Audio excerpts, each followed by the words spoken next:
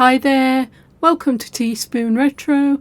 I'm your host Teaspoon, and today we're going to be taking a look at another foodie beauty video. This one's titled Delicious Egyptian Food Mukbang. Let's have a look, shall we?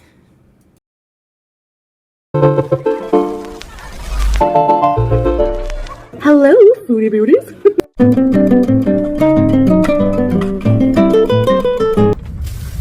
Well, hello, bonsoir. How are you? How are you? I have some food. My cat wants chicken so bad. This way, I'm gonna give you chicken chick. Get down. No. I'm gonna give you some, you freaking chicky chick. I'm so hungry. We're both so hungry for chicken, right, Julia? I mean, her wet food is chicken and crab. I don't know why, you know. And yes, we just, I have a grocery order coming, so we're going to be doing a grocery haul. And I know you're thinking, well, why did you order so much ticket when you do groceries?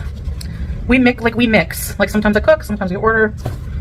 But what we mostly go to the groceries is, like, a lot of, like, snacks. So, okay. Diet soda. Bread, fresh bread. So this is from, you know the place I got the bechamel?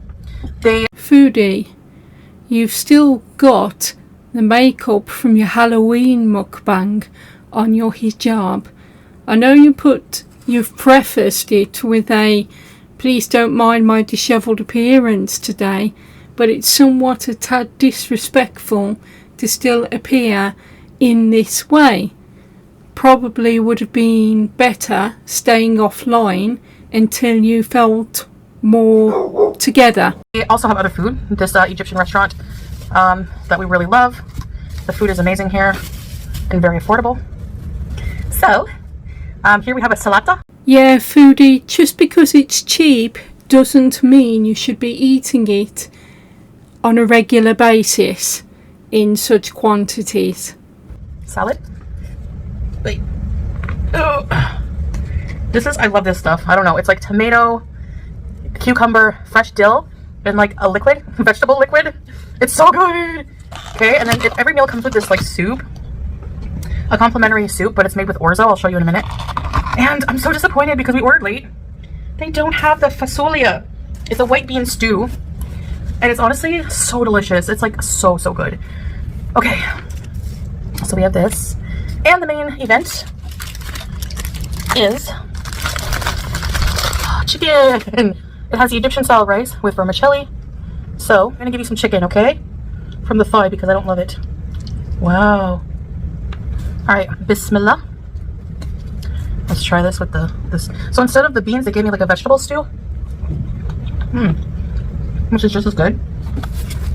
So this soup is called bird tongue soup because it looks like little bird tongues, but it's orzo soup. It's really good. You can really taste that dill. I'm gonna put the chicken leg aside. Chicken wing.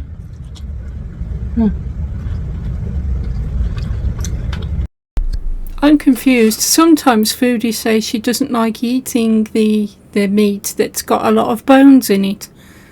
Also, wasn't it just the other day she was saying she was going to become a vegetarian? Let me find that clip.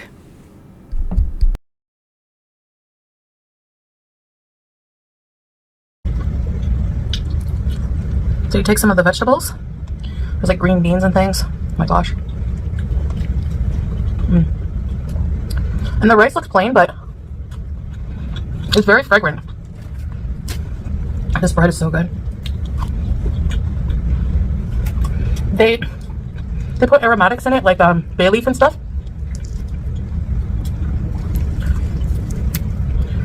Chicken. You take some of that. The soup. I do have a speeded up, by the way, yeah. So it is not eating manically fast, it's just that I turn the speed up a little bit. The chicken. So good.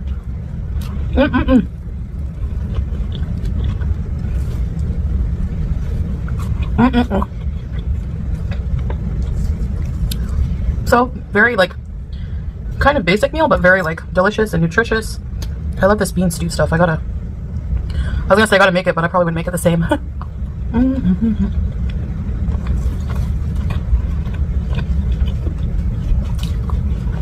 Mmm.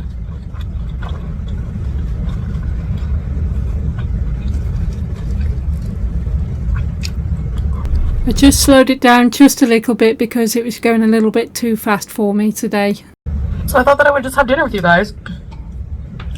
Not a whole lot going on. You know, yeah, it's like green beans basically. Green bean stew.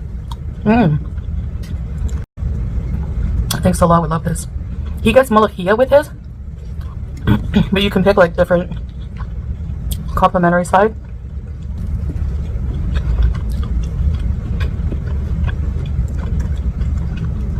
When you order food here in Kuwait, it comes with a lot of bread. Mm. Yeah, Foodie, the reason why your order came with a lot of bread is because it's meant for more than one person. I mean, there's enough food there easily to feed, I would say, 3 people. You can even drink the like vegetable juice. Mm. It's so good. I don't know how to explain it. What is that? Yeah, what was that? You got rice on your chin? Honestly, another reason we ordered, like I say, this is an example of like a super affordable meal. All of this food was less than $7. Yeah, again, you know, just because it's affordable doesn't mean you should be having it all the time, because you don't know how the food's prepared, so how can you possibly know how many calories is in it? That's if you're still counting calories, which somehow I doubt it, because I think this latest cycle is, this latest healthy eating cycle is over. Mm. I've never had this orzo soup. It's really delicious. Wow. You guys. So I hope you had a good Halloween. Now, I want to like kind of just clarify about being Muslim and celebrating Halloween. So, oh, here we go.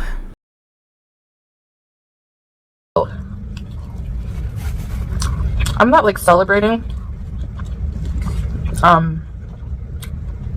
Halloween in like a worship sense. I'm not worshiping the devil. Foodie, Halloween has nothing to do with worshipping the devil.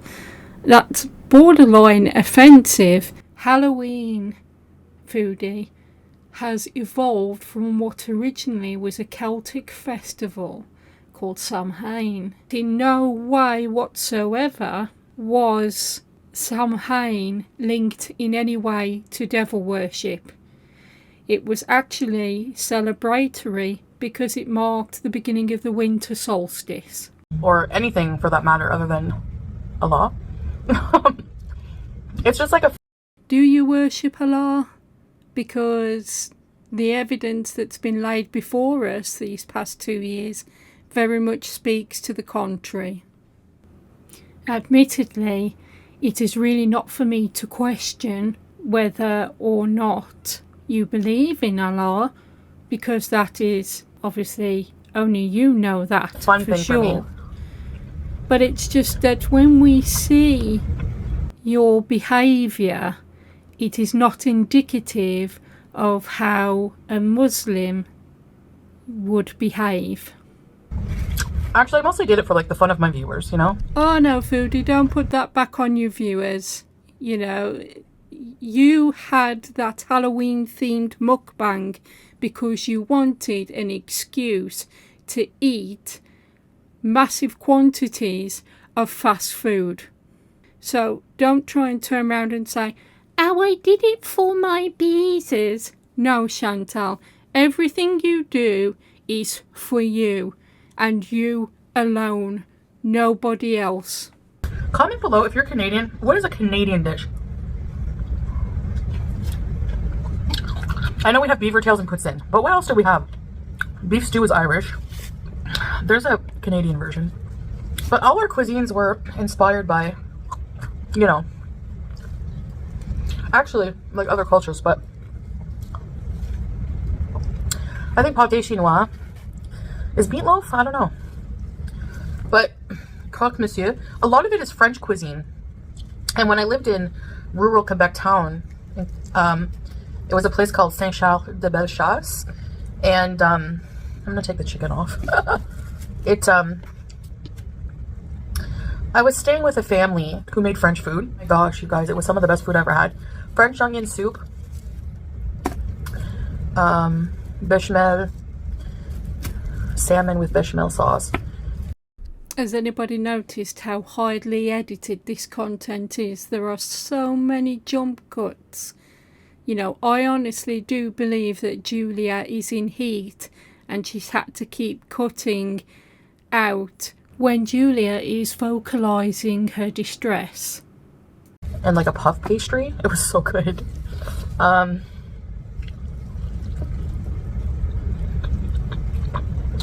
See, again, it was just the other day she was saying that she doesn't like the dark meat. She was saying that she had meat ick, you know, and that she didn't like eating meat from the legs, say, of a chicken because of all the small bones involved. But here we are, chowing down on it. Pick a lane, Foodie. In fact, here's a quick clip of Foodie discussing the fact she's going to become vegetarian. I'm going vegetarian, by the way. I didn't tell you guys. Well, I'm not, but maybe like on the East Coast, Newfoundland and stuff. There's cuisine, like there's food that I'm just not aware of. I gotta travel Canada.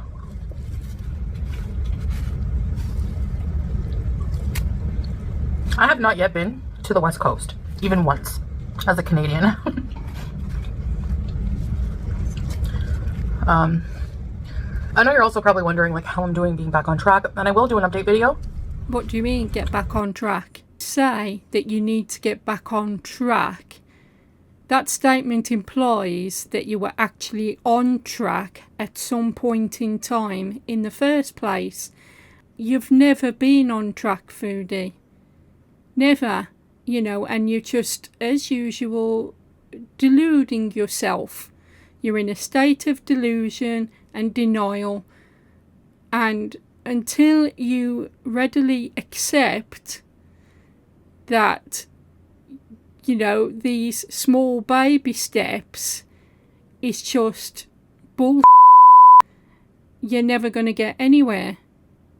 Stop bull and get serious. Very shortly.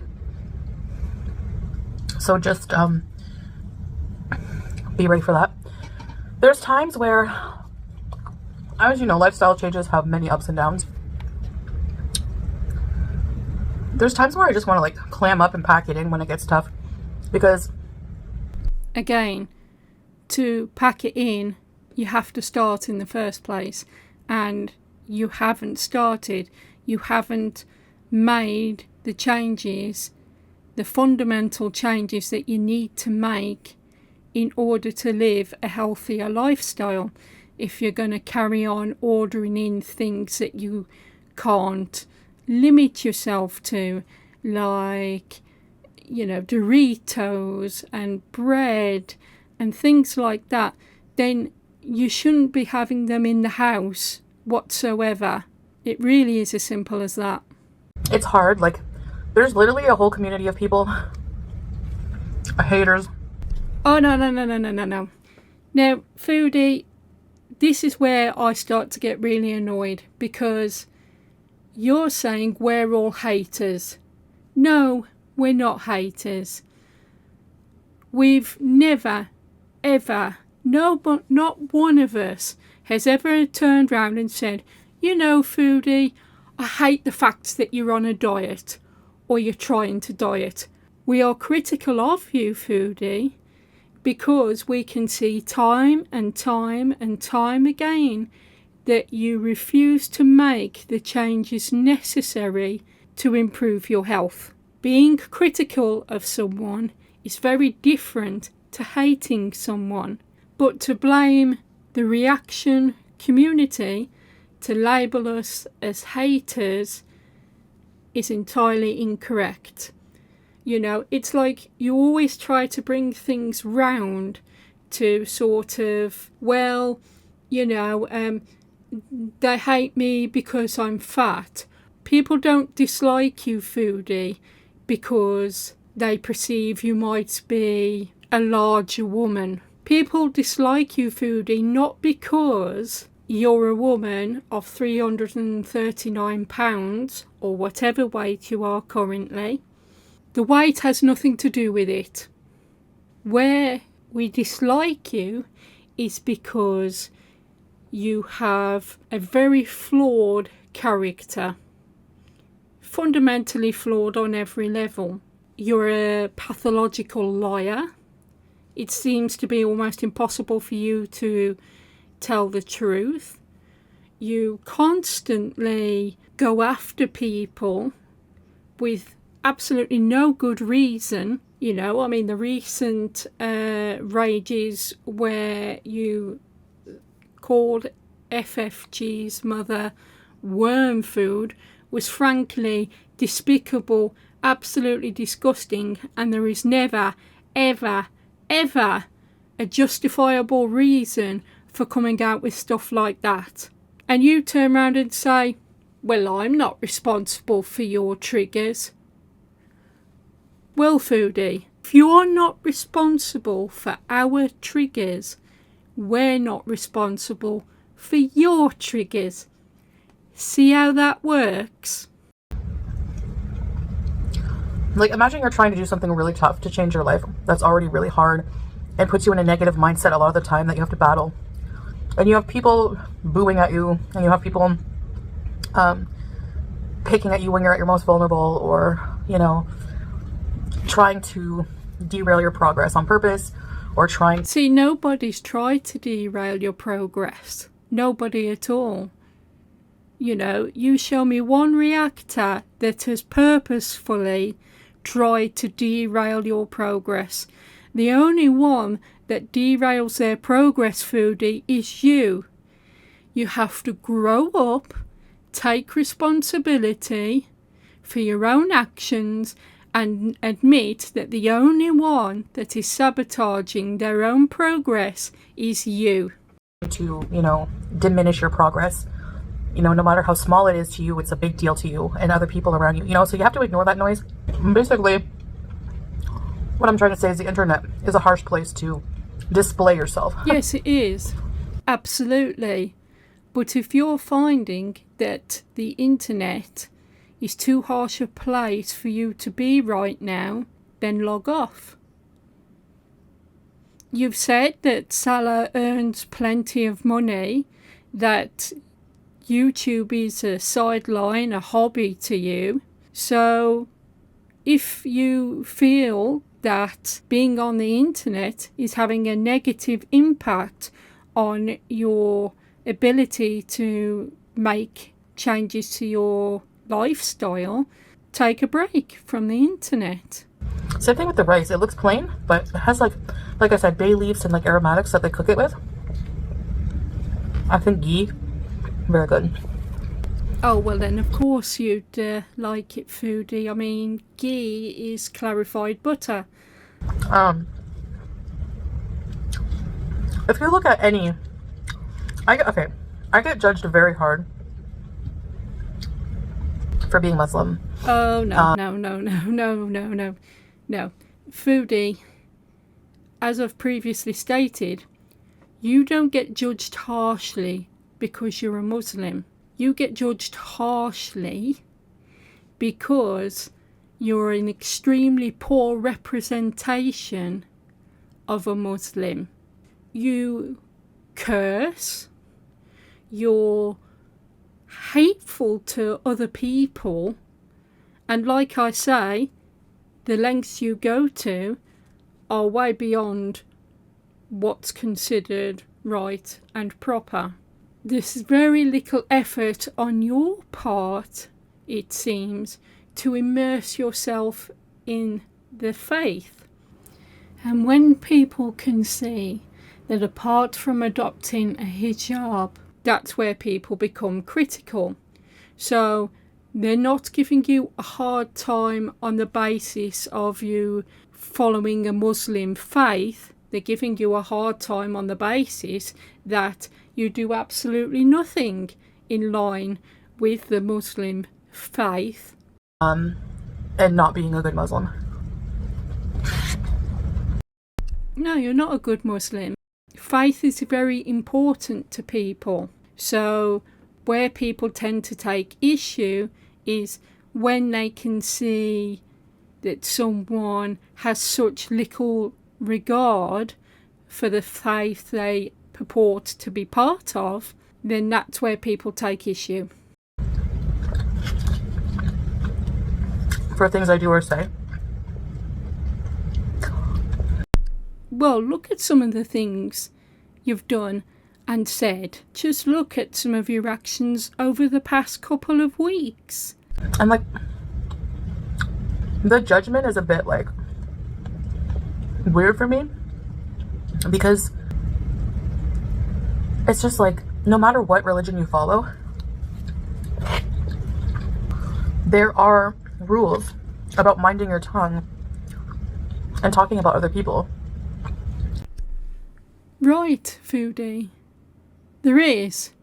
So can you explain then why you absolutely seem to have no regard for this, this rule whatsoever? If you're Jewish, in the scriptures it talks about minding your tongue when talking about other people. Yes, which you've never done, Foodie. You get on here all the time on almost a daily basis and drag people through the mire. Like I said, things you said about FFG's mum were absolutely disgusting. No one would have ever gone to those sort of lengths with you. And yet you did. You went there. So perhaps you should take some of your own advice and mind your tongue, Foodie. And mind what you say. But yeah, I've had enough to eat. I've had enough. So this is like, there's still like so much rice left. So I'll probably just cover this up and put it in the fridge. Oh my gosh! I look like a rabid mole rat. We didn't say a thing. I go between being mature and, dainty and demure to being a rabid mole rat. There's no in between. Foodie, can I just say that dainty and demure have never been two words which I would use to describe you, and are certainly not reflected in any of your behaviour, past or recent. There is no dainty, demure Chantal. There is just ragey, mean Chantal. Anyways, so no matter what religion you come from, you should be a good person. No matter what. Even if you're not religious. Okay? And you're not a good person, Foodie. And that's why people dislike you. It has nothing to do with your weight. It has nothing to do with which religion you choose to follow. People dislike you because you're not a good person. Just look how you're treating Julia, for example. Has she been spayed yet? Vaccinated? No. Right, that's it, everybody. Thank you ever so much for tuning in today and watching along with me. Take care, and I'll see you all soon. Bye.